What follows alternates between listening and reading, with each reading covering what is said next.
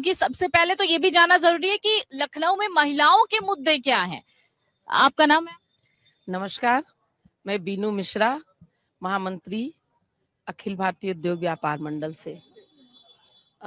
समस्याएं क्या लगती हैं बतौर महिला? आप लखनऊ में किस तरीके की समस्या फेस कर रही हैं, या फिर लगता है कि नहीं सब कुछ ठीक?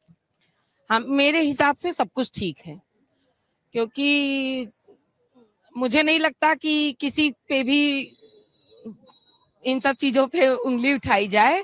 हम लोग फोकस करें 100% मतदान पर, और सभी लोग घरों से निकले, मतदान करें।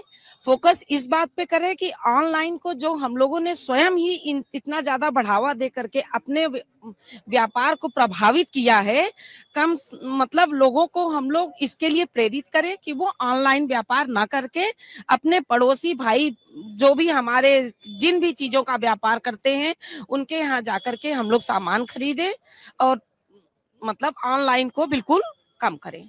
अच्छा, महिलाओं के लिए क्या सारी सुविधाएं हैं यहाँ? सुरक्षा की अगर बात करें, या फिर जो योजनाएं हैं सरकारी, उन सब चीजों का लाभ मिल रहा है महिलाओं को? हाँ, जानकारी का अभाव है अभी लोगों के अंदर।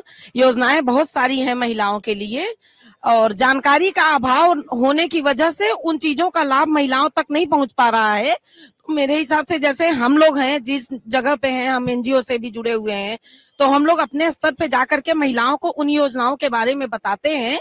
तो आगे भी हम ये चाहेंगे कि जिन लोगों को चीजों की जानकारी हो, जिन योजनाओं की, वो आगे अपने तक ही सीमित न रखे, आगे जाकर के लोगों को बताएं, ताकि ज्यादा से ज्यादा इन सब चीजों का प्रचार प्रसार हो। बिल्कुल, जानकारी का अभाव तो होता ही है, इसमें कोई शक नहीं है, क्योंकि शायद इसीलिए हम कहते भी हैं कि आप सबको जागरूक होना बहुत ज्यादा जरूरी है। और जब आप वोटिंग करने जाएंगे तो बहुत सारे आपके मुद्दे होंगे, लेकिन वोटिंग के लिए सबसे ज्यादा जरूरी है कि आपको ये अपने दिमाग में क्लियर करना होगा कि आप किस लिए वोट करने जा रहे हैं। आप अपनी सरकार के लिए वोट करने जा रहे हैं तो क्यों करने जा रहे हैं, वजह क्या है, बुनियादी जरूरतें आपको क्या चाहिए, उन सब चीजों का ख्याल आपके दिमाग में आपको होना ही होना चाहिए।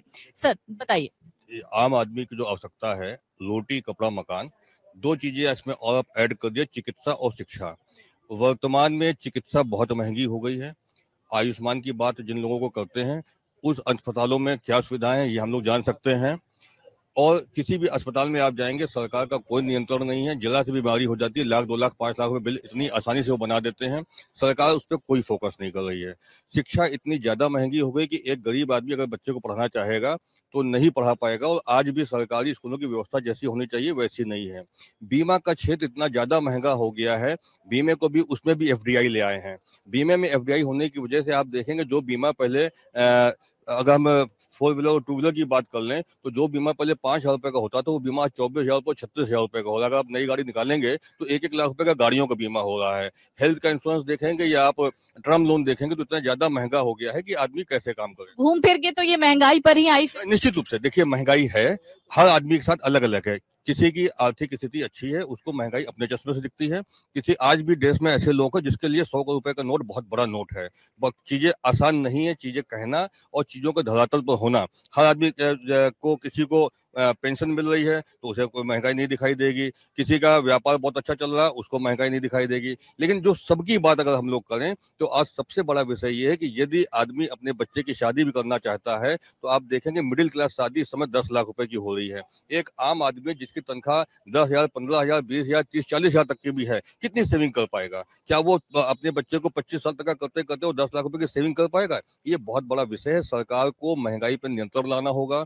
अगर आप ये वीडियो YouTube पर देख रहे हैं तो हमारे चैनल को सब्सक्राइब करें और बेल आइकन को दबाना ना भूलें। अगर आप Facebook पर ये वीडियो देख रहे हैं तो हमारे पेज को लाइक करें।